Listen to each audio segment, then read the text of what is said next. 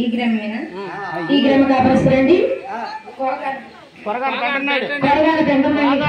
కోగాన పెంటమ్మాయి గారు మా దాసులను ఆశీర్వదిస్తూ, సాటి కళాకారులు వారు కూడా దాసులేనండి.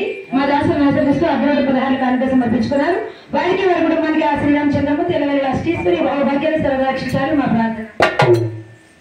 దేవాది దేవుడు దిగేశ్వరపురము భూమిలో కన్నింటికి పూజనీయుడు స్వాముకుని పరిమార్చి సుతులు ధరించడు మధ్యావతారమున మహనీయ నీవు అమర అసలు గుడి అద్దె తెరిచిన నాడు గిరి కింద కోపమై బరిగదు స్వామి చాప చుట్టక ముందు జగముద్ధరించడు మధ్యావతారమున మహనీయ నీవు అయ్యా దాసు.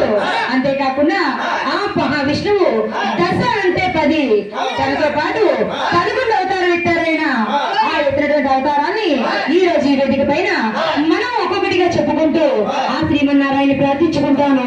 స్తంభము ఉదయించి కనుక కస్తిపు చంపి నీవుగా రక్షించినావు మా తండ్రి అమర అసలు గుడి అద్దె తెరిచిన నాడు గిరి కింద కోపమై బరిగదు స్వామి అవని నోడు అడుగు నిమ్మని బలిని అడిగదువు నీవు వాములవై నావు మా తండ్రి. ఈ విధంగా పూర్మితో గోపికలు కూడి చెలయించదు దివ్యముగు శ్రీకృష్ణ దేవుడు లేవు. ఇలా దశ అంటే 10 ఆ శ్రీ మహావిష్ణువు అవతారంతో పాటు 11 అవతారాలు ఇచ్చినటువంటి ఆ శ్రీమన్నారాయణమూర్తిని ఈ రోజు ఈ వేదిక మీద మనం చక్కగా ప్రార్థించుకున్నాం. ఆయన అయ్యా దాసు ముందు ముందుగా పూజనీయుడయ్యా